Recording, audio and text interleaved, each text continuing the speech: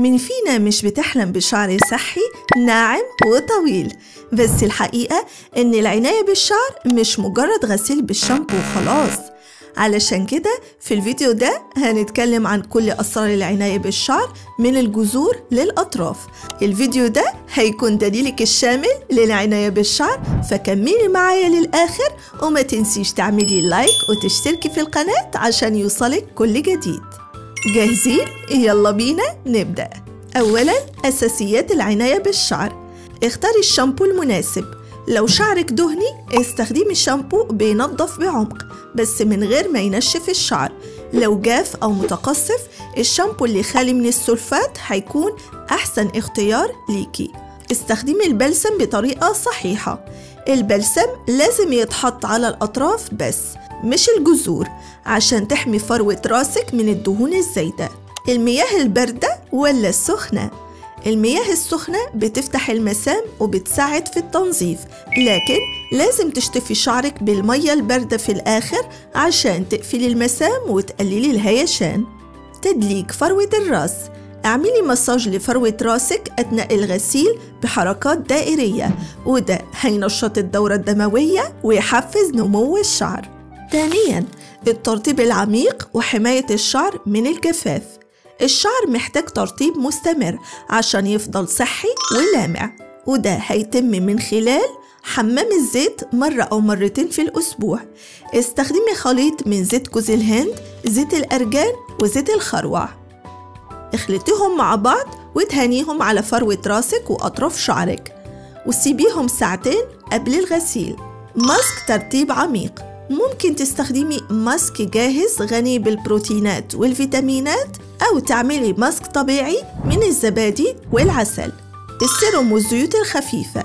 بعد الاستحمام استخدمي السيروم يحتوي على زيت الأرجان أو زيت الجوجوبا لأنه بيحمي الشعر من التقصف ويخليه ناعم وحريري. ثالثاً تقليم الأطراف ومنع التقصف. لو عايزة شعرك يطول بشكل صحي لازم تهتم بقص الأطراف والتصفيف الصح. قصي أطراف شعرك كل 6 حتى 8 أسابيع عشان تحافظي عليه صحي وتقللي الهيشان. استخدمي مشط خشب أو فرشاة بأسنان واسعة لفك التشابك من غير ما يتكسر الشعر. ما تسرحيش شعرك وهو مبلول لأنه بيكون ضعيف وسهل يتكسر. استني لحد ما يجف شوية بعدين مشطيه. رابعاً الحماية من الحرارة والتصفيف الصحيح.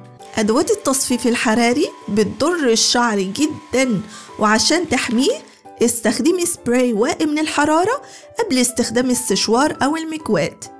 قللي من استخدام الحرارة وحاولي تعتمدي على طرق طبيعية زي الضفاير أو اللفافات الحرارية الباردة. جففي شعرك بالهواء الطبيعي قدر الإمكان بدل المجفف الحراري. خامساً وصفات طبيعية لتغذية وتقوية الشعر. الوصفة الأولى مسك ترطيب وتغذية الشعر الجاف والتالف. المكونات: ملعقتين كبيرة من الزبادي، ملعقة كبيرة عسل نحل، ملعقة صغيرة زيت زيتون. طريقة التحضير: اخلطي الزبادي مع العسل وزيت الزيتون كويس. وزعي الخليط على شعرك من الجذور للأطراف. غطي شعرك ببنيه بلاستيك وسيبيه 30 حتى 40 دقيقة. اغسلي شعرك بشامبو خالي من السلفات.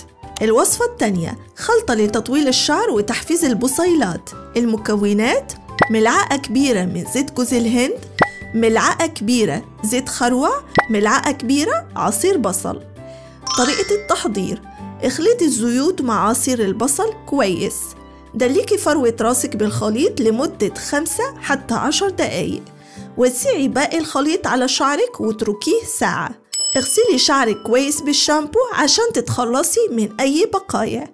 نصيحة: لو ريحة البصل بتضايقك ممكن تضيفي نقطتين زيت عطري زي اللافندر أو النعناع. سادساً نصائح يومية للحفاظ على صحة ولمعان الشعر. نامي على وسادة حرارية عشان تقللي احتكاك الشعر وتقللي التقصف. اشربي 2 لتر مية يومياً أو ما يعادل 8 أكواب عشان شعرك يفضل رطب ولامع. كلي أطعمة غنية بالبروتين والفيتامينات زي البيض، السبانخ والمكسرات.